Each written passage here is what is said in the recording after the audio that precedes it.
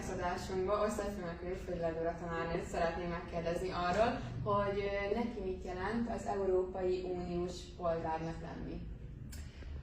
Nekem elsősorban azért jelent előnyt, hogy az Európai Unióhoz tartozunk, mert szakmailag nagyon sokat fejlődhetek azáltal, hogy olyan pályázatokat nyújtunk be, ahol diákcseréket szervezhetünk, illetve tanári kurzusra is elmehetünk, ahol nagyon nagy szakmai fejlettséget érhetünk el.